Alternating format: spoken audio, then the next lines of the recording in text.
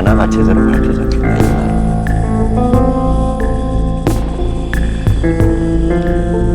내인설이라고 하는 건 이미 예전에 난 결론을 그냥 고수하는. 근데 저 그런 얘기도 있었잖아요. 화물차가 떨어져서 흔들린 거다.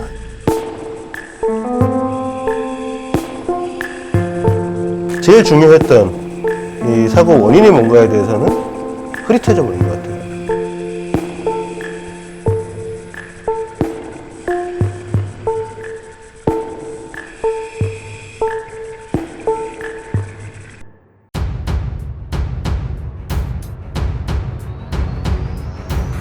사람이 나와야 뭐 건질 거 아니에요. 몇백 명 실었다는데 막 사람이 뭐 얼른 나와야 되는데 뭐 사람이 안 나와요. 아이스 옆에 와 있는데 헬기로만 고기 오고 사람이 안 떠나와. 내가 다해 너무하는데요. 사람 왜 안 나오지?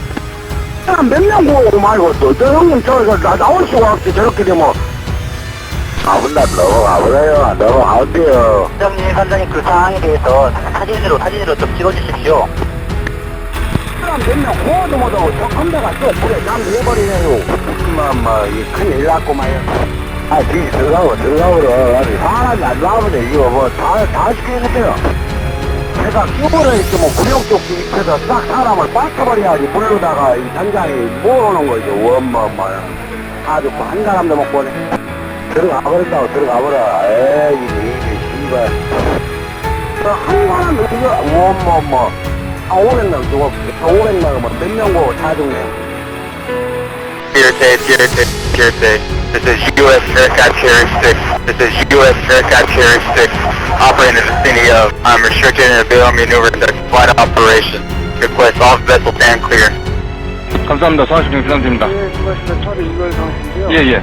수도에 그 연출 전환이 있었습니까? 예. 지금 저희 지금 현황 파악 중입니다. 지금. 그 학생들이 다 구조됐다고 나오는데 인원은 아직 안 나오죠? 학생들요? 네. 저희들 파악 안 되는데 그 상선에서 뭐 한 거 없어요? 상술 관련 것이 아직까지 저희들 연락받은 게 없습니다. 그거 좀 확인했으면 되는데. 예, 지금 지금 선장한테 전화해서 예. 그거 빨리 그 확인해 보세요. 저희 패널 잠깐 소개를 먼저 드릴게요. 저희 옆에 세월호 특조위 금방 영상에서도 보셨던 권영빈 변호사님 나오셨고요. 네. 네. 안녕하세요. 지난 8년 동안 세월호를 추적하면서 다큐멘터리 작업을 해오신 윤솔지 감독님 나오셨습니다. 안녕하세요. 윤솔지입니다. 네. 그리고 오늘 특별히 세월호 유가족이신 선생님 그 소개를 좀 해주시죠. 네. 단원고 2학년 1반 17번 지성이 아빠 문종택입니다. 네. 선생님 많이 뵀던 분들이 계실 것 같아요. 많이 그 현장마다 네. 집회 현장이나 뭐 이럴 때마다 항상 카메라를 들고 나오셔가지고 저도 뵌 적이 많은데 네. 오늘은 카메라 앞에 서셨어요. 네, 많이 어색합니다. 오늘 이제 해볼 얘기는 우리가 이제 그 침몰 원인에 대해서 너무 궁금하고 그 부분에 대해서는 저희가 한 3번에 걸쳐서 여러분들한테 방송을 해왔는데 또 한 가지 가장 큰 의문점이 왜 구출을 하지 않았냐. 왜 누가 봐도 구출을 고의적으로 안 한 듯한 뉘앙스가 너무 강하고 이것에 대해서는 제대로 밝혀진 것이 전혀 없는 것이죠. 사실은 우리가 수사를 통해서 당시에 왜 그런 행동을 했는지 그리고 왜 선원들은 자기들만 도망가는 그런 정말 전무후무한 역사적으로 그런 일이 없을 것 같은데 왜 그랬는지에 대해서도 전혀 조사가 안 된 거죠. 차라리 침몰 원인에 대해서는 여러 가지 설이 나오고 있는데 지금 이 사람들은 왜 그런 짓을 했는지 전혀 모르고 있는 상황입니다.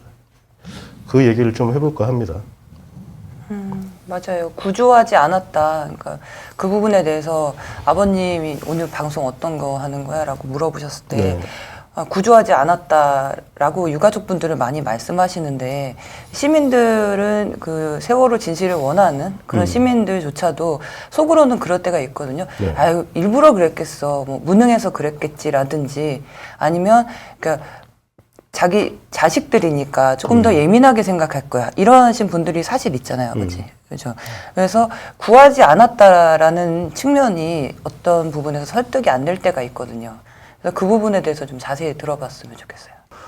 안타까운 일인데 이제 그 최근에 경찰 무선망이 이제 공개가 됐지 않습니까? 그 참사나기 이태원 참사나기 한 몇 시간 전부터 이렇게 그 무선망에서 나온 얘기 중에 좀 놀라웠던 게 도로를 확보해라. 도로를 확보해야 된다. 인파가 도로로 나오는 걸 막아라. 뭐 그래서 도로 확보 성공 이런 얘기가 나왔다고 하는데 이제 그걸 보고 제가 생각했던 거는 세월호 참사 때가 생각이 났어요. 왜냐면 해경은 구조 훈련을 안 해서 구조를 못했다 이런 얘기들이 많았거든요. 근데 이태원 참사를 보면서 아 그게 다 뻥이었구나. 그게 말도 안 되는 얘기였구나 이렇게 생각이 됐습니다. 뭐냐 하면 아니 소방서가 그 옆에 있었어요. 우리 진짜 소방관들은 훈련이 많이 된 사람들이고 지방 뭐 강원도 산불 났을 때 소방의인들이니 무슨 그 화재 났을 때 이제 소방관들에 대해서 칭찬하고 우리가 기뻐하고 그런 경우가 많았지 않습니까? 그러니까 소방관들을 보고서 훈련이 안 돼서 못 구했다라고 얘기는 할 수가 없는 거거든요.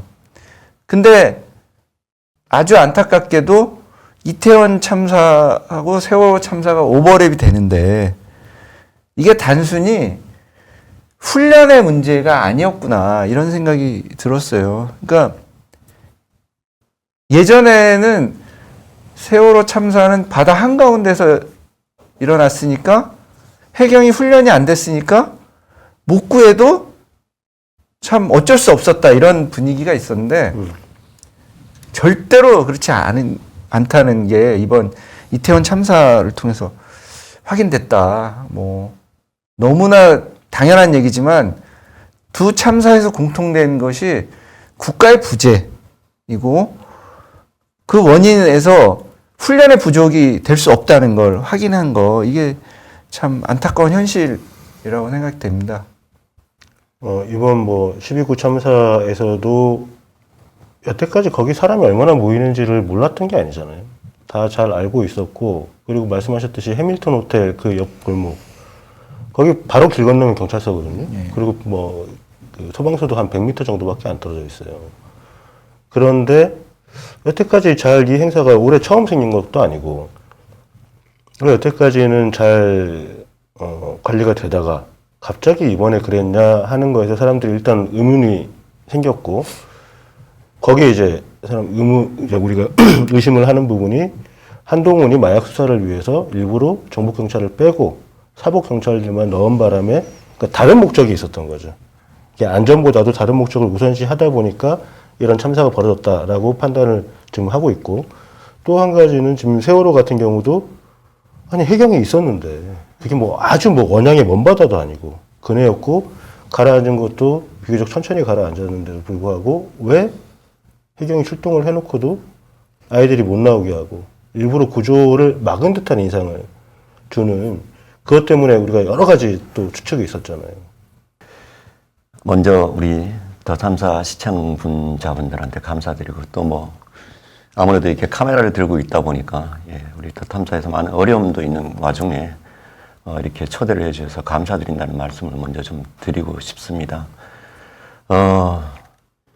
구하지 않은 거에 대한 이야기 전에 조금 그 서론을 좀 이야기하자면 제가 여기를 앉아보니까 지금 문득 드는 생각이 2014년 저희들이 이 세월호 참사가 일어나고 나서 대한민국의 모든 언론에 거의 각 방송사가 이런 그 데스크를 마련해 놓고 사고 현장은 물론이거니와 진도체육관, 팽목항 이런 데들 와보지도 않고 패널들을 불러서 이렇게 지금처럼 여럿이 앉아서 세월호를 그 사람들이 다 본인들이 조사를 하고 본인들이 결론을 해서 본인들이 결말을 다 지어버리더라고요. 그래서 오늘 이렇게 초대해 주신 이 자리가 그래서 그때 그 현장의 상황과 그대를 있는 그대로를 좀 들어줄 수 있는 그리고 객관적으로 판단할 수 있는 그런 자리가 있어야 되는데 본인들이 무슨 박사, 석사, 이런 교수 이런 분들이 이런 데스크에 앉아서 그런 일들을 지켜보고 있었던 그런 과정이 지금 9년 세월이 흘러서 제가 이 자리에 이렇게 앉아보니 좀 감회가 좀 새롭고, 구하지 않은 거에 대한 거는 제가 가족이라서 뭐 그렇게 생각하실 수는 있겠지만 단 1%도 99%도 아니고 100%입니다. 대한민국의 모든 그런 참사는 일어나면 안 되겠지만 일단 일어나서 우리 가족들은 얘기 꺼내기가 힘든 사고, 일반인들이 이야기하는 광장에서 많은 사람들이 사고인데 왜 그러냐. 저는 사고를 인정합니다. 근데 이 사고가 인재에 의해서 많은 생명이 쓰러져 가면 사건이 된 거죠. 그럼 그 사건이 잘못 건드려 놓으면 사회적인 참사, 다시 말해서 대한민국의 참사가 일어난 겁니다. 그런데 그 참사가 제대로 대처하지 못한 포기를 하는 그런 상황이었다는 그건 학살입니다. 그래서 저는 세월호 참사는 외형적인 참사이지만 제가 가지고 있는 생각은 학살입니다. 그 학살이라고 자신 있게 이야기할 수 있는 부분은 우리가 많이 알고 있는 세월호의 쌍둥이 배 오하마나호를 제가 직접 가서 다 촬영을 하고 기록을 하고 인천에 가서 전부 다 밑에서부터 위에까지 다 훑었습니다. 그 긴 시간 동안 해경을 비롯해서 관계자, 모든 정부 이런 사람들이 딱 한마디면 끝났습니다. 다 나와라. 아니면 다 나와. 아니면 와. 그 한마디를 못했습니다. 왜냐 그러면 세월호가 가운데 통로와 사이드의 그런 갑판들이 우리 고등학생들이 체력이 거의 성인 체력이라고 봐야 되는데 두 사람이 빠져나올 수 있는 공간이 충분했습니다. 그리고 제가 가로 세로 비상구가 굉장히 많은데 거기를 다 제가 카메라를 들고 뛰어봤습니다. 아이들 뭐 저보다는 빠르지 않겠습니까, 아이들. 네. 그런데 길게는 11초. 그리고 가로 쪽으로 짧은 쪽은 6초면 아이들이 다 빠져나옵니다. 그러면 기울었을 때에 우연 쪽에는 서 있었으니까 그 난간 쪽에만 아이들을 다 세워만 놨어도 밑에는 바다에는 대한민국에 그래도 훌륭하신 우리 어민들의 배가 다 있었고 그런 상황에서 그 말을 하지 못하고 오히려 가만히 있으라. 움직이면 위험하니 가만히 있으라.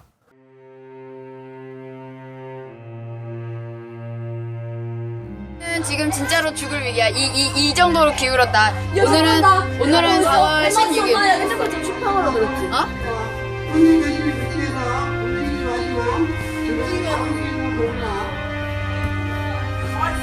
왜 말을 야 미쳤나봐. 이런 상황에서 막 그러지 않냐? 안전하니까 가만히 있으라고. 그런 거 주는 거야. 드레이크 나오고 이런 거다 그러죠. 그 지하철도 그렇잖아. 안전하니까 좀만 있어 달라고 했는데 진짜 좀 무서운데. 우리 진짜로 이만큼 기운 거야. 진짜야. 나가 사람들은 살고. 아 기울어졌어. 야 나 좀 살려줘. 현재 자리에서 움직이지 마시고 안전으로 잡고 대기해 주시기 바랍니다. 진짜 침새는 야 쏠리는 거 장난 아니야. 여기 좀 쏠려. 야 여기 좀 못 움직여. 내 핸드폰 어떻게 이런 건데도 안전으로 잡고 대기해 주시기 바랍니다. 집에 말도 안 돼. 제가 우리 지성이하고 통화를 하면서 그 방송 나오는 걸 직접 들었거든요. 움직이지 말고 가만히 있으라는 얘기는 가둬놓고 죽인 거니까 학살이라는 말이 저는 명백하다. 제가 그렇게 말씀을 좀 드릴 수 있겠네요. 가천대에서 했던 시뮬레이션에도 보수적으로 잡아도 전원 구조하는데 6분 17초였나요? 예. 뭐 긴 시간은 아니었죠.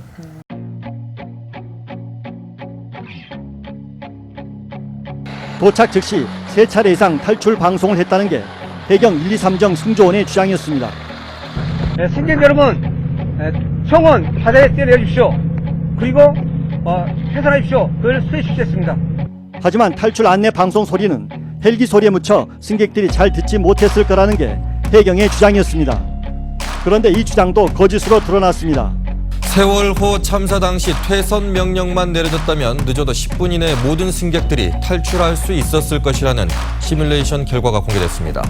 선원들이 사고 난 지 1시간 동안 아무것도 하지 않다가 자신들만 구조됐다는 걸 생각하면 두고두고 안타까운 대목입니다. 이 운명의 1시간 동안 승객들에게 탈출하라 이 한마디만 전파됐다면 적어도 10분 안에 모두 탈출할 수 있었을 것이라는 실험 결과가 공개됐습니다. 가천대 박형주 교수가 3가지 경우를 가정한 시뮬레이션 결과를 법정에서 제시했습니다. 승객 476명이 모두 탈출하는 데 걸린 시간은 5분 5초. 침몰이 시작된 지 34분이 흐른 9시 24분. 이때는 세월호 근처에 있던 둘라 에이스호 선장이 세월호의 탈출을 권유했을 때입니다. 이때는 9분 28초가 걸리는 것으로 계산됐습니다. 선원들이 자신들만 탈출하기 시작한 9시 45분.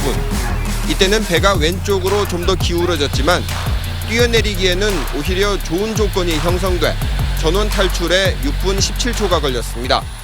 그런데 저는 이해가 잘 안 가는 부분이 이게 누군가 구조하라고 명령을 하지 않았기 때문에 구조를 안 했다고 보기엔 너무 이상한 거예요. 이게 본능적으로, 그리고 그분들은 거의 뭐 반평생은 배를 타셨던 분일 텐데, 이게 침몰 위험이 있을 때 먼저 사람을 구하는 거는 이건 우리가 학습되어진 그냥 본능적으로 나오는 행동인데, 그걸 스스로가 제어하고 있었다는 거는 구하지 말아라는 명령을 받은 거라고 밖에는 생각이 안 되거든요.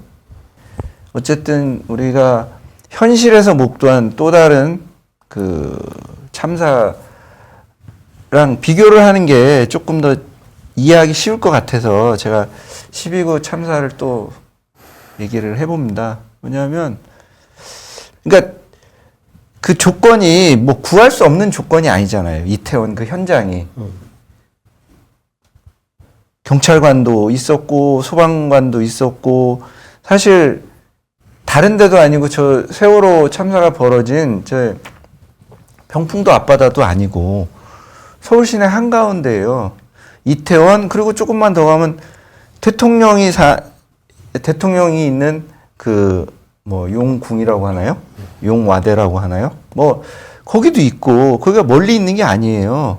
그런 현장에서 못 구했잖아요. 그러니까 이게 저는 이제 그런 걸 보면서 세월호 참사 때도 모든 것이 그러니까 이 구할 수 없는 상태로 갔던 거죠. 그러니까 저는 뭐 누군가가 구하지 마라라고 말을 했다고는 생각하지는 않습니다. 근데 모든 것이 구하지 못하는 상황으로 됐던 거죠.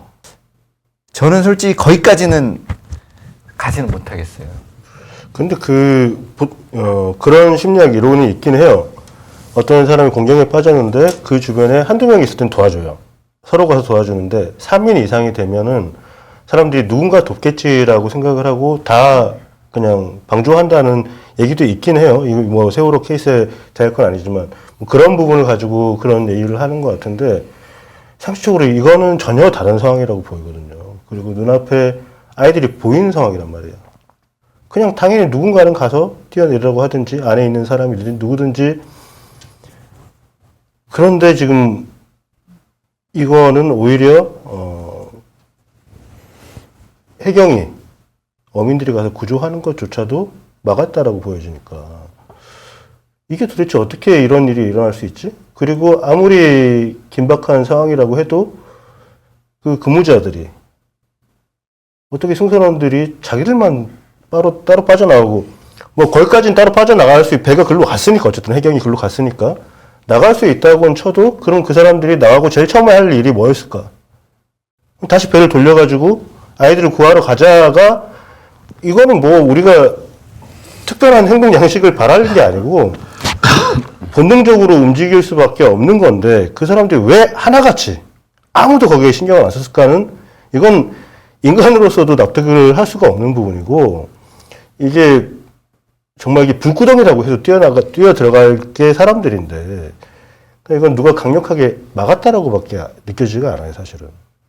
그러니까 지금 뒤에 백그라운드를 오늘 설정한 게 그거였거든요. 1, 2, 3정이 2번 접안을 해서 근데 같은 곳도 아니고 그 기관실하고 조타실을 갔잖아요. 가서 선언은 전원 구조로 했단 말이죠. 같은 곳을 간 것도 아니에요. 여기 갔다가 여기를 간 거니까. 그럼 거기를 타겟을 했다는 건데 또한 마찬가지로 저 뒤에 사진을 보시면 저 구명벌이거든요. 저거만 터뜨렸어도 예, 저거만 그렇죠. 그러니까 외부에서 도와주는 거 말고도 구명을 해줄 수 있는 저런 도구를 쓸 수도 있었는데 지금 그 제 머리 위쪽에 보이는 하얀 저거 말씀하시는 거죠? 네네. 저기 캡슐 같이 보이는 네네네. 거? 아니, 저기 저거가 다 세월호 전체를 구조할 수 있는 수였다고 하는데 또 나중에는 그랬죠. 저게 분량이 많았다. 뭐 검증이 안 됐었다. 세월호가 한 5년 지나서부터 금기시가 돼버렸습니다. 세월호 이야기 꺼내는 거를 뭔가 어색해하고 언론 쪽에서 건들지를 않고 이런 과정들이 보면 정부 정책에 굉장히 많은 영향을 받고 있다. 저희들이 처음에 이제 일이 터지고 나서 이 국민 지금 우리 12구 이태원 참사도 마찬가지지만 생명에 관한 거라서 저희들도 이제 나이대가 저희 부모님들이 좀 이제 이 사회 중심 축에 있었기 때문에 2014년도에 그래서 이렇게 흘러가는 게 좀 잘못 흘러가면 좀 문제가 있구나 이런 걸 생각을 해서 이거는 여당도 아니고 야당도 아니고 이건 생명에 대한 그런 부분이라서 이걸 좀 제대로 좀 조사를 해다오 이렇게 됐는데 여러 가지 상황이 이렇게 나왔습니다만은 이 금기실했던 그런 부분들이 이제 언론에서 여러 가지 세월호 문제를 다루면서 복잡 다양하게 그러면서 이제 특조위와 선체조사위 그리고 얼마 전에 끝난 사참위까지 이렇게 오면서 결론의 방향이 자꾸 틀어지다 보니까 언론 쪽에서는 손을 대기가 솔직히 좀 겁이 나는 부분도 있고 현 정권에 의해서 그 당시도 박근혜 정권이었고 그리고 일반 시민분들 이야기하는 게 계속 우리가 지겹다 그만해라. 제가 참 안타까운 건 좀 시간이 될지 모르겠으면 우리 이태원 참사 피해자분들이 조금 있으면 그 소리를 들을 건데 너무 가슴이 아픕니다만은 그 뭐 좀 이야기는 절제를 하고요. 세월호가 침몰을 하는 조금 전에 그 사진까지는 그냥 인정을 해보자고요, 우리가. 그러면 제가 아까 말씀드렸듯이 사고가 사건이 되고 참사가 돼서 학살이 된 과정이 저 1, 2, 3정이 들어가가지고 구한 게 누구냐. 초창기에 굉장히 많이 나왔었거든요.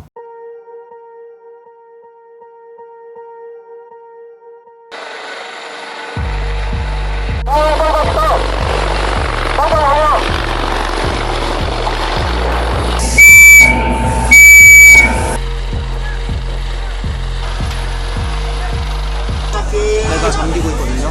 배가 잠기고 있어요. 지금 잠기고 있습니다. 네.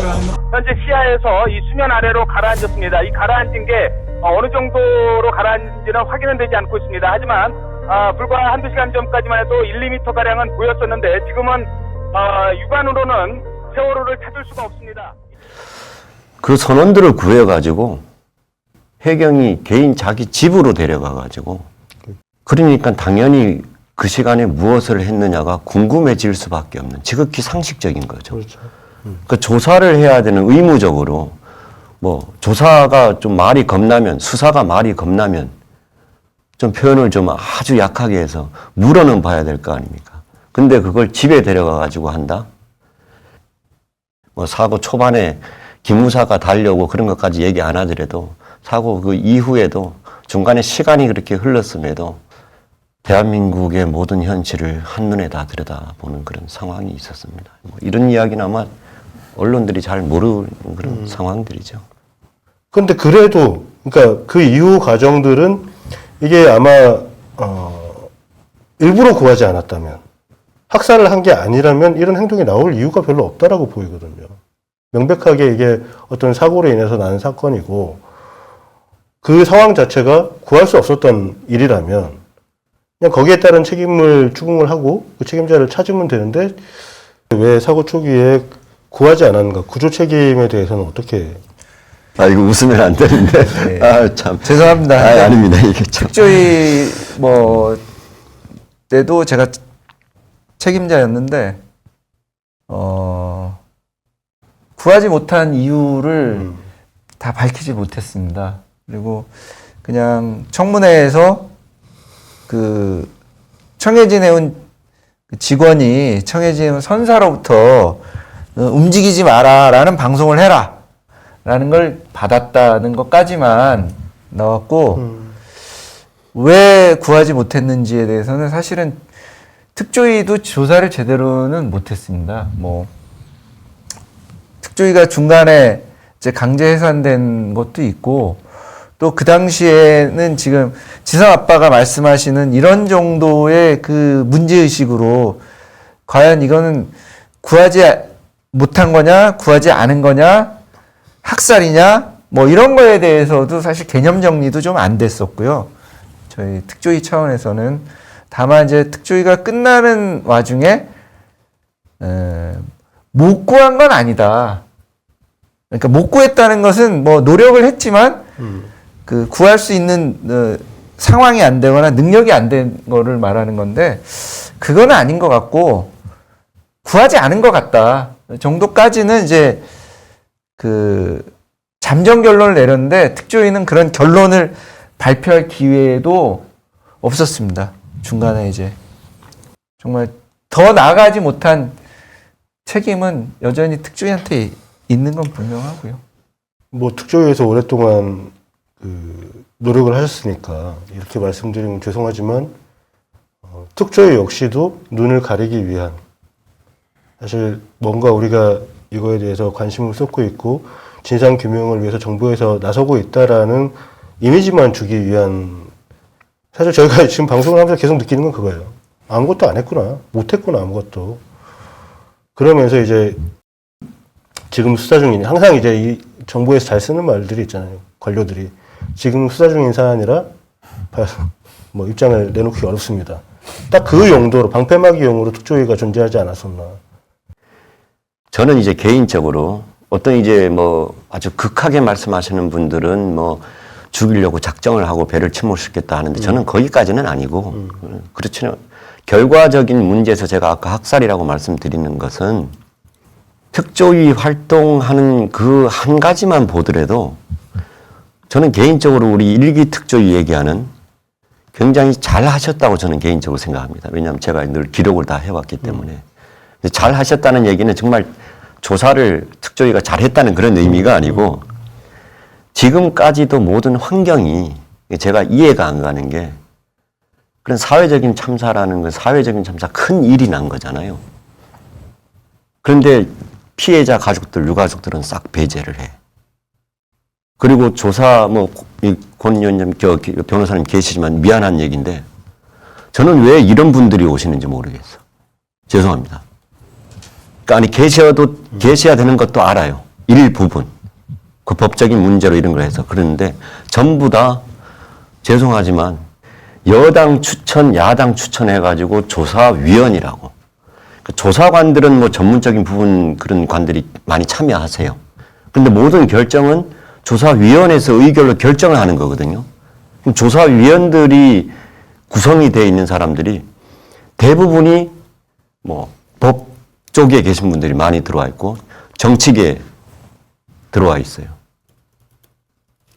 그분들이 어떻게 보면 조사위원회의 위원들, 임원들이시거든요. 그 중요한 거를 뭐라 그러죠?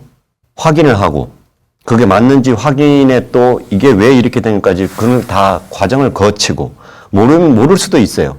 그럼 공부를 해서라도 그거를 해야 되는데 조사관들이 보고서 내는 거 보는 시간도 없고 회의 참석하는 시간도 맨날 늦어요.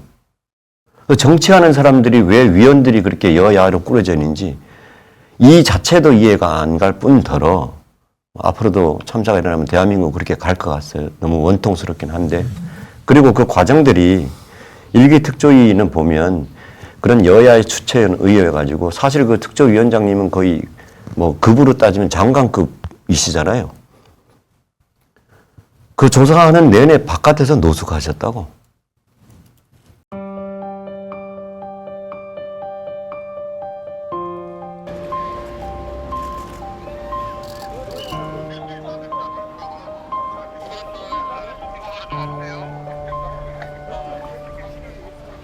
종로서 경비과장 일로 나와보세요. 제가 대한민국의 정무직 공무원입니다. 정무직 공무원인 비상태위원장을 모시고 임명권자인 대통령을 만나러 가겠다는데 무슨 집회 운운하고 있습니까? 종로서 경비과장 일로 와봐요. 왜 막는 거야? 인도를 열어야죠. 자, 종로서 경비과장 일로 나와보라니까요. 아니, 이 나라 대한민국은 정무직 공무원이 임명권자를 만나러 가겠다는데 경찰이 이렇게 길을 막고 못 가게 해도 되는 겁니까? 이게 대한민국입니까? 종로 경비과장이 2차 해산 명령 드립니다. 지금 즉시 해산하시기 바랍니다. 일반적으로 말하는 그리고 저는 특조위원장이기 때문에 그래서 우선 그렇게 지시사항대로 해결이 안 되고 있다 하는 건 좀 아셔야 되지 않느냐. 뭐야, 이름이 뭐야? 옆으로 오냐? 왜 이걸 막으세요? 내가 여기 서 있는데 도로에 인도에 서 있는데. 장관급 위원장께서 대통령을 만나겠다는데 무슨 이유가 있습니까? 왜 막습니까? 막는 이유가 도대체 뭡니까? 그것도 인도로 걸어가겠다는데 이렇게 여기서 막는 이유가 뭐죠? 도대체 이게 근거가 있는, 이게 적법한 공무집행입니까? 한번 나와보세요. 우리 입은 삐뚤어졌어도 말은 똑바로 하라 그랬습니다. 경찰이 길을 막았지 우리가 길을 막았습니까? 특조위 위원장이 장관이 그 청운동 그 뜨거운 아스팔트 위에서요. 그 차들 지나가고 하는데 뭐를 하려고 그러면 조사를 하려고 그러면 조사를 할 수 있게끔 오히려 정부에서 도와주고 하게끔 그래서 특별조사위원회를 만든 건데 그건 국민 여론에 의해서 특별법에 의해서 만들어 놓긴 했는데 또 거기다가 그 특별법도 안 만들고 했다는 걸 저희 피해자들과 국민들이 힘을 써가지고 정말 많은 국민들이 서명을 하셔가지고 그 특별법을 만들어 놔서 마지못해 정부가 조사위원회 만들어 놓고 만들어 놨는데 마지못해 여야가 해가지고 노상 거기서 한쪽은 조사를 하려고 그러고 한쪽은 어떡하든지 조사를 못하게 하려고 그러고 그러니 그 위원장이 아니 어느 나라의 대한민국 아니고 세계적으로도 특별히 조사를 해야 된다고 만든 특별조사위원회 위원장을 그렇게 조사 내내 땅바닥에다가 굴려놓는 그런 나라가 어디 있습니까? 우리 여기 권 변호사님도 계시지만 그 해경 본청에 가가지고도 들어가지도 못하고 막혔던 적이 여러 번 있지 않습니까? 예. 그리고 뭐 그때 진상위원 예. 그 해경 본청에는 가서 우리 조사관들이랑 열흘 정도 농성을 한 적이 있습니다. 그 TRS 그 100만 개 파일 받겠다고 안 준다고 하니까 그러니까 조사관들이 어쨌든 신분이 공무원인데도 거기서 농성을 하면서 혹시 해경에서 이 자료를 다른 데로 빼돌릴까 싶어서 이제 뭐 거기서도 하여튼 열흘 정도 농성을 하고 그런 적도 있고 지금 뭐 지성 아버님이 말씀하시는 그런 거를 보면 뭐 드릴 말씀이 없습니다만은 어쨌든 이제 조사 기구가 특조위가 이제 조사를 하려고 만든 건데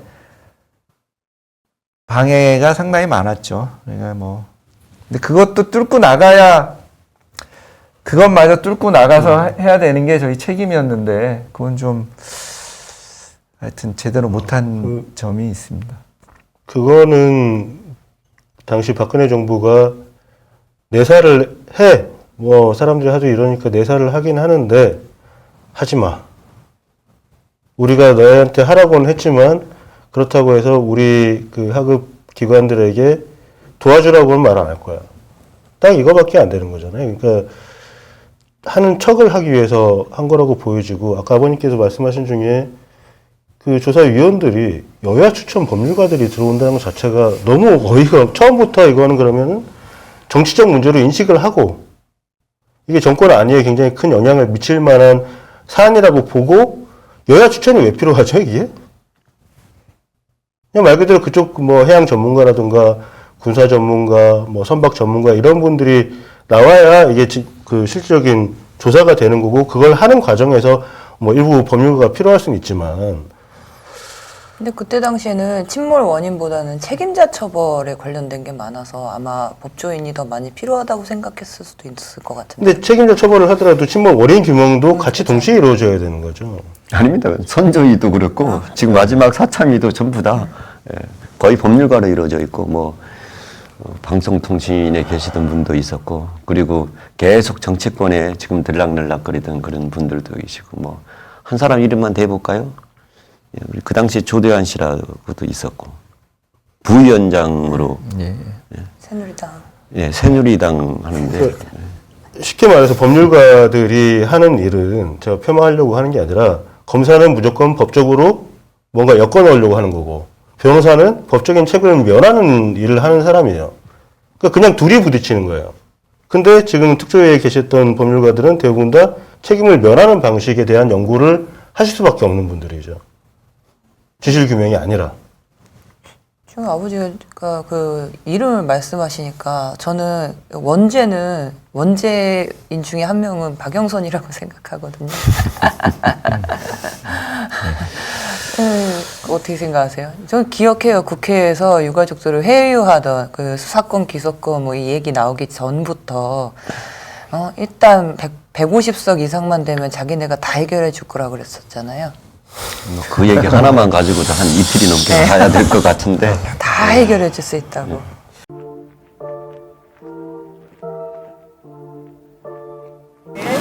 과반 이상 위원을 확보해야 되거든요. 그게 확보가 안 되면 수사권 아니라 기소권이 주어지고 5대5만 돼도 여러분들이 잘 보셨겠지만 이쪽 특이처럼 한번도 의결을 할 수가 없어요. 그러면 그게 무용지물이 되어버리잖아요. 수사권과 기소권이 없는 상태에서 수사권만 같은 격이다. 제가 말씀을 드렸어요. 저희가 집권당이고 만약에 우리가 만약에 지금 150석 이상의 의석을 가졌으면 원하시는 거 다 해드리죠. 아니 김대중 저 문민정부 시대 때 87명씩 가지고 와도 더 잘했어요. 왜 그러십니까? 130석입니다. 저는 양심상 그렇게는 못하겠더라고요. 그렇잖아요? 이게 정직해야 된다고 생각해요, 저는. 그래서 5대5 대 4대 3이라는 거 이거를 확보하고 그 다음에 우리가 할 수 있는 만큼 조사권을 최대한 확보를 해서 진상조사위원회를 단단하게 뿌려갖고 가면은요 그 다음에 힘이 또 생기는 거예요. 진상조사 안에 기소권 수사권을 넣으라고요. 그러니까 제가 말씀드리지 않습니까? 왜 못해요? 그래서 아까 처음에 그러니까 저희를 믿으시라니까. 자, 저희 이건 아닌 것 같아요. 뭘 믿으라는 거예요, 도대체 우리? 그거 제가 마음은 아닌데 지금까지 저희를 믿으셔갖고 말씀해드리면 제가 다 해드렸는지 저를 믿어주세요. 시간이 가면요 여러분이 원하는 거 할 수 있다니까요. 네? 위원장님. 진상조사위원회는 조사를 하는 데잖아요. 아니 제가 말씀 조사만 하자면 수사와 기소권이 없잖아요. 중개권이 있지 않습니까? 수사와 기소권은 그거는 원래는 진상조사위원회는 조사하는 데요. 조사. 조사만 죽어라 하고 수사권 기소권 없으면 어떻게 할 거예요? 아니죠. 조사를 해서 여기서 그러니까 구경만 하고 구조하는 거하고 똑같잖아요, 그럼. 여기서 고발하는 거. 우리 다 조사해놓고 넉넉거리게 바로 구경만 실컷 한 거 아니에요, 그럼? 그리고 증인을 선택할 때 그 사람한테 2년 3년 구형 줄 수 있어요? 안 나오는 사람들? 청문했을 때? 아니, 말씀하세요. 그것만 얘기하세요. 안 나오죠? 벌금 처리죠? 그것도 안 되니까 안 되는 거예요. 제도를 뛰어넘어서. 아니, 그 제도에 얘기 좀 그만하세요. 박영선 의원님께서 제가 말씀드릴게요. 잘못 알고 계시는 거야. 자, 이양구 원내대표가 똑같은 그냥 같은 한나라당인 것 같아요. 아, 새누리당인 것 같아요.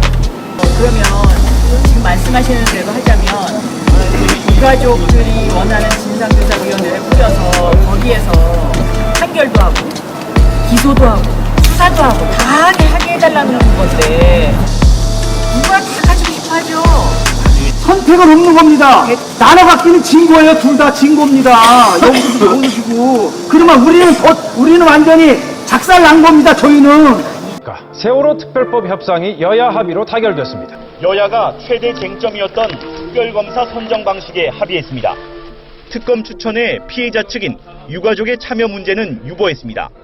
그러니까 이제 지금 상황이 너무나 이렇게 좀 원통한 거예요. 그리고 조금 주제에서 좀 벗어난 얘기이긴 하지만 제가 어저께 밤에도 10시쯤에 이태원 참사 그 해밀턴 호텔 골목에 다녀왔는데 저희가 겪었던 그때와 또 다른 힘겨움이 저 개인적으로는 지금이 좀 더 많이 힘듭니다. 그러니까 장소만 틀리고 그냥 이건 그냥 판박이에요. 우리 이태원 참사 같은 경우에는 주관 부서가 행자부 아닙니까? 행정자치부. 행정부에 장관이 있고 저희들 2014년도를 바라보면 죄송하면 4시 16분에 항상 알람이 울려서 4월 16일 저희 때에는 주관 부서가 바다니까 해양수산부 해수부입니다. 그러니까 모든 걸 다 떠나서 어찌됐든 간에 많은 대한민국의 국민들이 목숨을 잃었으면 주무부서의 장관이 그냥 잘했고 못했고 어떻게 이런 걸 다 그냥 놓고라도 주무부서 장관이면 참 제가 일 처리를 잘못했습니다. 물러나야 되는 거죠. 그런데 저는 그게 답답한 게 대한민국의 모든 정치를 하는 사람들이나 그런 정부 기관들이 물러남으로 해가지고 자기가 책임을 다진다라고 생각을 하는 게 그것부터가 잘못되었는데 그럼에도 불구하고 아주 의당적으로 물러나야 할 그런 부서의 장관, 책임자가 저희 2014년도는 해수부 이지영 장관이 그거 마치고 나가지고 그 당시 새누리당이었나요? 그때 최고위원으로 활동을 하셨어요. 지금 행안부 장관이 두 말해서 뭐 하겠습니까? 잘못했다 소리도 안 하고 의당 물러나야 되는 건 당연한 건데 그럼에도 불구하고 이 수많은 사람의 목숨을 이게 목숨이라는 게 우리가 숫자적으로 다분히 약 160명 세월호 참사 때 304명이 아니거든요. 여기에 우리가 매몰되면 안 됩니다.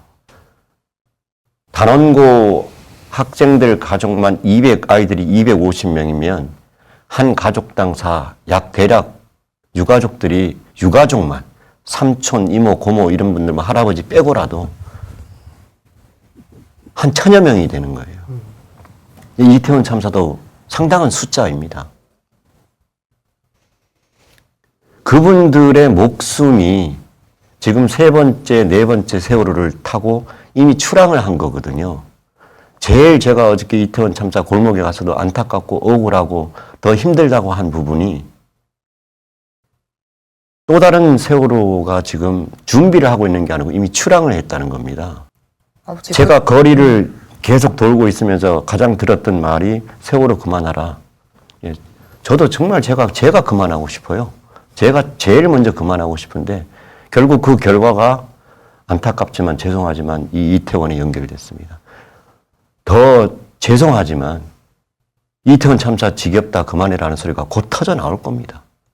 그런 대한민국을 몸으로 피부로 겪었거든요. 그런 사회가 대한민국이라는 것. 아버지 이번에 이태원 참사 그 명단 발표를 더 탐사하고 민들레에서 한 거에 대해서는 그럼 어떻게 생각하세요? 그 생각할 게 있나요? 당연히 그냥 해야 되는 거지. 어디 그냥 시커먼 천 둘러놓고 글자 하나 이태원 참사 써놓고 거기에 추모를 하는 저희가 늘 하던 이야기가 있었습니다. 저희 아이들 한 명 한 명을 봐주세요. 304분의 국민들이 목숨이 쓰러져 간 거는 304개의 거기에 진실이 있는 겁니다. 304개의 아픔도 있고 304개의 진실이 있는 거거든요. 이태원도 마찬가지입니다. 그 많은 수백 개의 그 진실, 그거를 다 하나하나 들여다봐야 되는 거거든요. 왜냐 그러면 각기 있었던 위치가 배라고 하는 한정적인 공간은 맞지만 다 위치가 다 틀려요.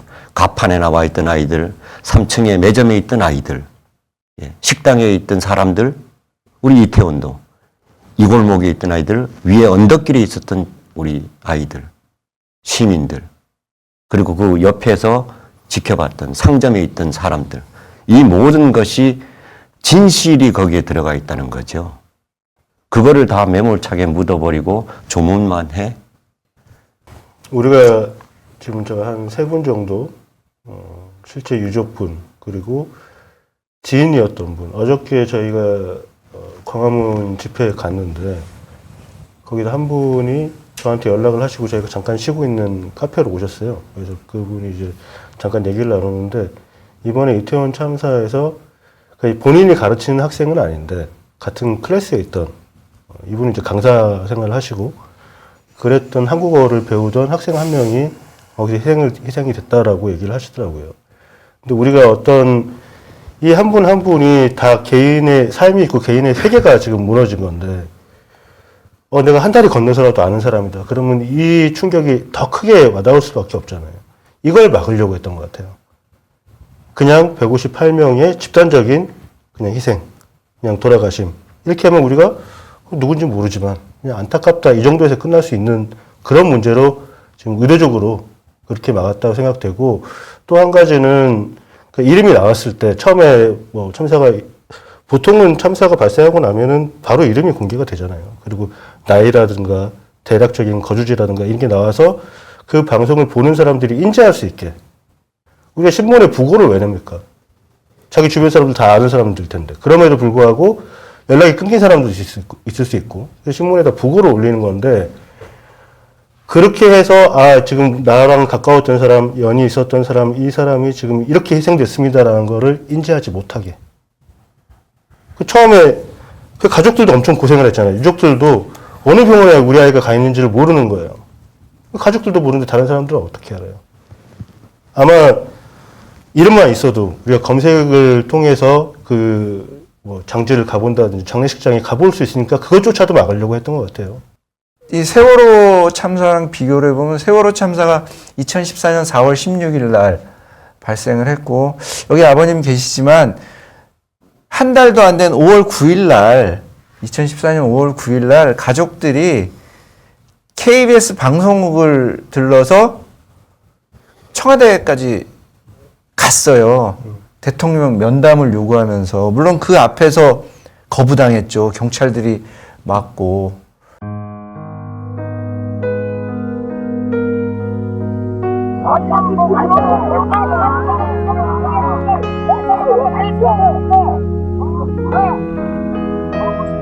이게 만들라고 대통령님이 시켰을까요 이게? 일어나세요. 한마디만 해주세요. 마세요. 네?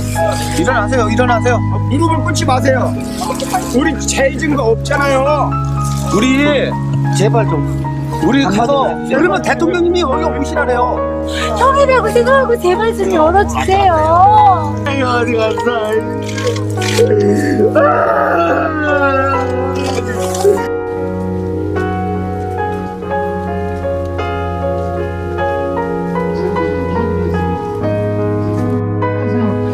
비키세요. 대통령 만나러 가서 얘기 좀 하려고 그러는 거예요. 비키세요. 왜 막아요? 왜 막는 거예요? 이 사람들은 너무 진지 않습니까? 이 사람들은 사람이 아닙니까? 아무 말도 없으니까 다시 먼저 보내니 못합니다. 너네 집엔 동생도 없냐? 나도 있네. 나도 조금만 들어주라고 그냥 그걸 못하게 안 가게 해줄 테니까 어떻게 될 거 아니에요? 이게 여러분들 왜 그래요? 왜 그래요? 왜 그러는 거야? 그만 열어주세요. 제발 부탁이에요. 미치게 지팡이라네.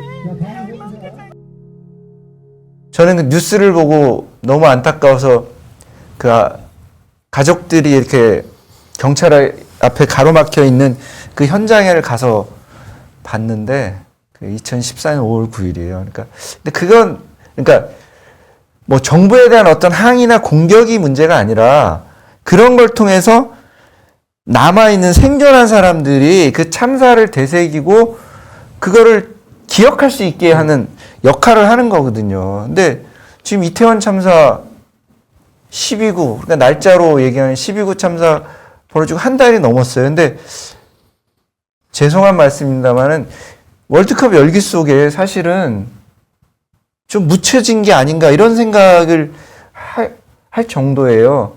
근데 이제 그런 거를 의도하고 노린 게 아니냐. 결국 희생자를 알 수 없게 하고 유가족들이 모이는 걸 막는 것이 결국은 원하지 않는 세력이 세월호 참사로부터 얻은 교훈을 그들은 반대의 교훈을 얻어서 그런 일을 당하지 않기 위해서 한 게 아니냐 이렇게 의심할 수밖에 없어요. 그러니까 유가족들을 12구 참사 희생자들을 알리고 유가족들이 연락하고 그들이 뭉쳐서 진정 원하는 것이 무엇인지를 말하게 하고 또 우리 국민들은 그들의 얘기를 경청하고 그건 너무나 당연하게 필요한 일이라고 생각합니다. 근데 그게 이렇게 너무 막혀 있는 것 같아서 현재 좀 제가 세월호 참사 이후에 가장 힘들었던 기억이 평목항에 한번 내려갔었어요. 그 평목항 옆에 조그마한 컨테이너가 하나 있더라고요. 그 컨테이너에 들어가니까 아이들 영정사진이 다 있더라고요. 그걸 보고 나와서 제 인생에서 최고로 힘들었던 것 같아요. 그래서 엄청나게 울었었는데 우리가 이제 그 희생된 분들을 각 개인으로 인식하는 것과 그냥 이태원에서 사람 많이 죽었대. 이거는 뭐 같은 느낌이냐면 어디 우리가 가깝지 않은 먼 국가에서 사고들이 나가지고 거기서 누가 많이 죽었는데 안타깝죠. 안타깝지만 그게 내 삶의 영역으로 들어오지는 않아요. 아이고 그런 일이 있었네. 이런 정도로 이 정부는 고인들에 대해서 어떤 추모도 하지 못하게 하는 거죠. 우리가 제사를 지내고 추모를 하는 이유는 그분의 삶을 기억하려고. 우리가 뭐 영화에도 그렇고 우리가 항상 알고 있는 거는 내 삶이 기억되어지기를 그리고 내 이름이 기억되어지기를 원하는 건데 그거를 막아서고 있는 게 지금 윤석열 정부가 아닌가. 저는 이제 어찌 보면 지금 우리 사회가 좀 방향을 잃고 있는 게 아닌가 이런 생각이 드는데요. 무슨 말이냐면 세월호 참사로부터 교훈을 얻자라고 하면서 세월호 이전과 이후는 달라야 한다. 사실 그 얘기를 굉장히 많이 들었고 뭐 저도 입으로 말하기도 했는데 사실 10월 29일 2022년 10월 29일 날 목도한 현실은 하나도 달라지지 않았다는 거 그리고 그 이후의 과정을 보면 어쩌면 더 후퇴하고 있는 게 아닌가 이런 생각까지 드는데요. 다른 얘기도 좀 해볼까요? 제가 선조위 할 때 이제 2017년에서 2018년이거든요. 선체주사위는. 그러면 문재인 정부가 들어온 게 2017년 5월 10일이고요. 그래서 제가 문재인 정부 쪽에 얘기를 했습니다. 이전에 세월호 인양과 세월호를 담당했던 해수부 공무원들을 좀 싹 다 갈자. 정권도 바뀌었고 이제 박근혜 정부의 묵은 때를 벗어버리고 정말 제대로 한번 세월호도 제대로 한번 해보자라고 이렇게 뭐 이렇게 간접적으로 한 거죠. 뭐 제가 얘기를 했더니 그때 들은 답이 저는 잊을 수가 없는 게 아니 해수부 공무원을 지금 바꾸면 누가 일을 하지? 라는 거예요. 그래서 저는 그 얘기를 듣고 나서 그 다음부터는 뭔 얘기를 안 했거든요. 뭐 일단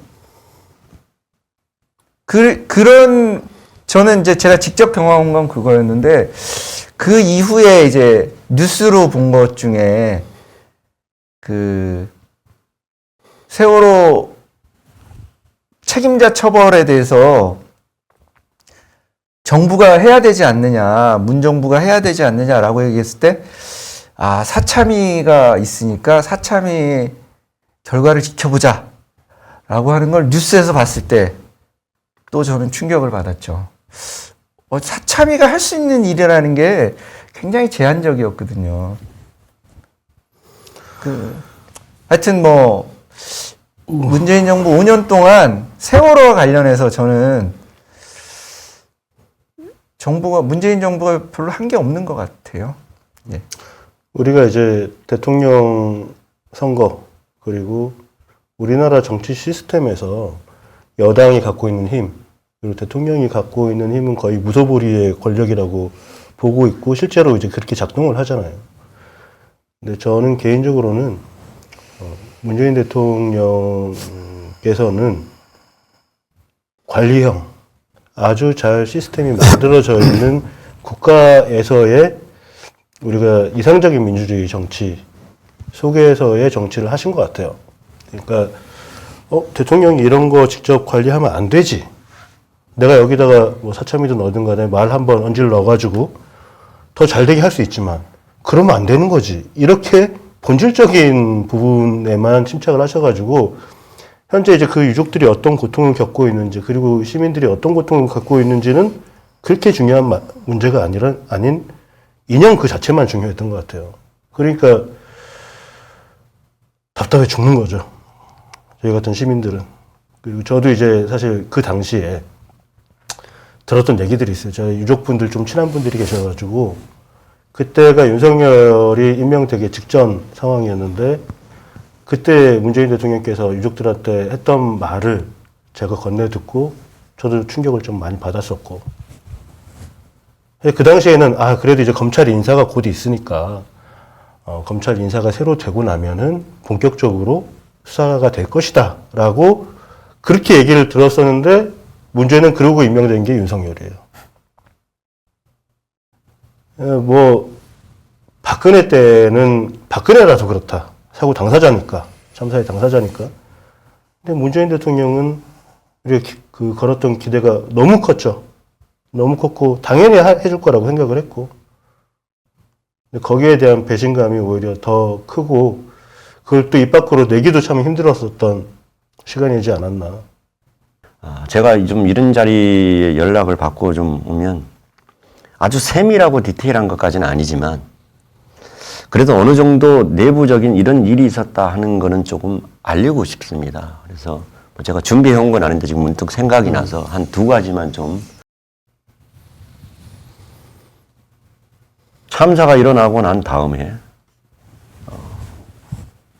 김석균 해경청장이 삼천구함에 헬기를 타고 오는 그런 과정에서 그 직접 진두지휘를 해야 하는 청장이거든요. 네. 회의를 하는데 5분 만에 끝납니다. 삼천구함에서. 회의를 하는데. 물론 긴박한 상황에서 뭐 5시간 회의를 하면 안 되는 거지만 네. 이 회의가 5분 만에 끝난 그 이유가 뭐냐. 네. 대한민국에 한다고 하는 힘쓴다고 하는 권력기관에서 전화가 와대니까 계속 대통령 비서실 이런 데서는 영상 없냐, 영상 보내라. 이게 그 언론에서 나옵니다. 이거는 제가 만드는 얘기가 아니고 그렇게 나와요. 네, 네. 그래서 회의를 할 수가 없는 상황이 돼서 회의가 마무리가 돼버립니다. 이번에 얼마 전에도 있었지만 서해 공무원 피살 사건에서 지금 그분들이 대통령 기록물 보자 하는 이야기가 많이 나왔고 저희들도 대통령물 기록 공개하라고 수년 동안 외쳤어요.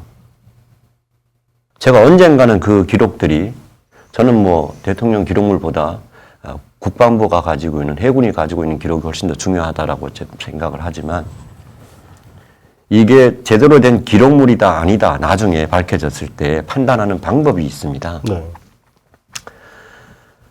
대통령실이든 대통령 기록물이든 그 영상이 나와야 됩니다. 보고받았던 그게 영상. 그래야 어느 정도 신빙성이 있다. 나중에 없다라고 나면 그건 가짜입니다. 왜 그러냐면 제가 CN235기라고 하는 그게 이제 초계기입니다. 네. 무슨 일이 터지면 이제 공중에서 그거는 어떤 구조 작업보다는 상황에 대해서 파악을 하기 위해서 그리고 그 CN235기 밑에 이제 헬기 밑에 카메라가 360도 돌아가는 이제 어안 렌즈 형태로 달려 있습니다. 네. 제가 CN235기를 조사관들하고 같이 또 해경들 도움 아래 타서 실제적으로 그 비행기 안에서 제가 연락을 취해봤습니다. 네. 카톡도 날리고 전화도 해봤습니다. 기록을 제가 가지고 있고요.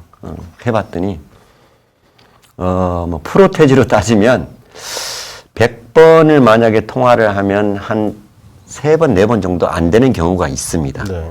근데 그게 전혀 그거는 얘기할 필요가 없는 게, 경비행기 자체가 굉장히 속도가 빠르지 않습니까? 네. 고도만 조금만 높이 올려도 통화가 되고, 만약에 안 된다면. 그리고 이동이 뭐 조금만 한 30초만, 10초 정도만 가도 장소가 이동이 되기 때문에 거의 그냥 통신에는 문제가 없다. 그러면 더더군다나 다른 데도 아닌 청와대에서 영상 요구를 했다. 그러면 누군가는 올렸습니다. 그게 무슨 그 CN235에서 기록이 있니 없니 이런 게 아니고 아니 대한민국 해경들은 핸드폰 쓰면 안 된다는 거는 법조항이 있습니까? 제가 거기서 핸드폰으로 다 찍고 그런 걸 다 해봤어. 전송을 해보고 통화도 해봤거든요. 그래서 우리가 지금 멈춰있는 그 시간이 청와대에서 뭐 영상 요구하고 거기까지만 나와서 보내라 하는 것까지만 나와서 멈춰서 그렇지 실질적으로 영상이 거기 있어야 됩니다. 누군가는 보냈다고 하는 게 맞습니다. 안 보냈으면 대한민국 대통령실이 아니겠죠. 그걸 왜 또 입증을 간접적으로 제가 자신이 있냐. 세월호 참사가 일어나가지고 가장 조치를 빨리 한 게 간첩자는 기무사가 들어왔단 말입니다. 우리는 보통 생각할 때 뭔 일이 터지면 어떻게 이거를 수습을 할까 해가지고 배가 더 이상 빠지지 않게 할까. 저 배가 빠져가는 걸 어떻게 하면 건져낼 수 있을까. 이거를 하는 게 기본적인 생각이지 않습니까? 정말 대한민국 특이한 나라예요. 거기에 불순분자가 있으니까는 거기 기무사가가 제가 이제 간첩이에요. 304분이 간첩이니까 그냥 일반 군인도 아니고 방곡방첩, 간첩 받는 기무사를 거기다가 제일 먼저 때려다 부대를 갖다가 내놓고 단원고에도 그걸 부대를 하고 이런 일들이 벌어지는 그 상황을 본다 그러면 그래서 나중에 기록물이나 우리가 어떤 그런 증거 자료를 볼 때 이런 점을 꼭 참고해야 된다. 중요한 얘기를 해주셨네요. 부기장이 방송국이랑 그 인터뷰를 한 것도 경위가 좀 이상해요. 그 시간에 거기서 인터뷰를 하고 있는 것도 뭐 하여튼 세월호 참사와 관련해 갖고 팩트들을 들어가 보면 해명이 안 되는 게 너무 많아요. 개별 팩트들이. CN235기가 제가 저번 주에 질러버린 이 영상을 네네. 찍은 해경 헬기거든요. 그렇게 잠수함이 잠만경처럼 보이는 건데 뭐. 찍혔어요. 네. 거기에 있는 부기장이 또 전원구조 오보를 창술해냈다고 추측이 되는 사람이라는 거죠. 굳이 KBS였나요? 통화하면서 뭐 다고 했다? 아마 뭐 확인해 보면 알 텐데 뭐 어쨌든 그쵸. KBS였던 것 같아요. 기억으로는. 근데 뭐 네. 그럼 상황이 어떠신지 좀부터 말씀해 주시죠. 예, 현재 지금 상황은 여객선이 10% 이상 침몰된 상황입니다. 지금 선수만 물 위에 수면상 위에 약간 낮은 상황으로 초창기에 저희 해경 항공기들이 출동을 해서 많은 인원을 구조를 했는데 현재 구조된 인원은 정확하게 파악은 되지 않고 있습니다. 삼천구함의 항박일지를 조사관님들하고 같이 이제 받으러 목포 해양경찰서 가고 그렇게 하는 과정들이 있었는데 제가 이제 뭐 조사를 하면서 본청도 가고 뭐 목포 해경서도 가고 굉장히 많이 다녔는데 항박일지를 해서 자료 신청을 해서 제가 받아서 정말 수년 동안 들여다보고 한 2년 걸렸습니다. 그러니까 그 삼천구함이 항박일지를 쓴 거를 들여다보는데 결과적으로 제가 조사한 내용은 그 중요한 거거든요. 네. 문서로 남기는 거기 때문에. 2014년 4월 16일, 17일 이 두 날짜일 겁니다. 그게 한 보름 동안 작성이 안 돼요. 제가 그거를 추적해서 저희 이제 유가족 방송에서는 올려놨는데 이틀치에 대한 그 부분이 비어 있었던 게 제대로 써진 거를 보도가 이제까지 나온 거를 갖다가 맞추려니까 안 맞았던 거죠, 내용이. 그래서 다행히 그 중에 한 분께서 나는 이거 고쳐서 못 쓰겠다. 그러니까 쉽게 말해서 이대로 써 하고 내밀었는데 다행히 한 분이 나는 못 쓰겠다 이렇게 된 거예요. 그러면 이걸 비워놓고 그러면 계속 그 다음에 이틀 건너서 이걸 뛰어간 거예요. 그리고 마치고 해가지고 나중에 이게 4월 16일, 17일 일자가 끼어 들어왔어요. 그러니까 이런 걸 보면, 제가 그걸 보면서 저는 다 봤지만 그 내용이 너무 보기 싫었어요. 아니, 그거를 액면 그대로 다 믿을 사람이 과연 누가 있겠습니까? 그러니까 지금은 다 써 있거든요. 내용이 별 거는 없더라고요. 그러니까는 그런 기초적인 그런 것도 다 국가에서 조율을 하고 서해청에서 통제를 하고 이런 과정에 뭔들 하나가 제대로 밝혀졌겠냐 이 말입니다. 웃기는 이야기죠. 아마 그날 아예 작성을 안 한 채로 넘어갔다가 그래서 그날 나중에 뭔가 쓰면 안 되는 상황이었던 거고 나중에 악의를 맞춰서 시나리오를 맞춰서 차후에 끼워 나온 방식으로 작성이 됐다고 보시는 거죠. 네, 거기까지는 제가 확인을 다 했습니다. 그래서 제가 뭐 이런 일들이, 그러니까 밤새도록 얘기해도 이 일만 있었다는 게 아니고 그냥 제가 혹시나 제가 초반에 학살이라는 말씀을 드려서 그래도 아무리 유가족이라도 뭐 심하지 않냐, 혹시 이런 분들이 계실까봐 제가 이렇게 예를 뭐 2개 이렇게 드렸습니다. 더 많이 있는데 정말 웃기지도 않고 황당한 일들이 많이 있는데 저는 직접 현장에서 우리 더 탐사도 그렇지만 항상 현장에서 제 눈으로 확인하고 제 귀로 듣고 제가 기록을 남기고 그러기 때문에 제가 드린 말씀은 다 기록을 가지고 있습니다. 지금 말씀하신 내용들이 416TV에 다 올라가 있나요? 네, 이렇게 자세하게는 조금 올라가 있지 못하고 예, 올라가 있습니다. 그런 부분들이 여러분들 이제 그 416TV라고 세월호 유가족 분들이 운영하시는 유튜브 채널이 있습니다. 예, 그 채널 통해서도 좀 많이 관심을 가져주시고 사실 제일 힘든 게 지금 상황에서는 가장 힘든 게 그거죠. 예, 저희가 이거 저기로 배너로 내보내겠습니다.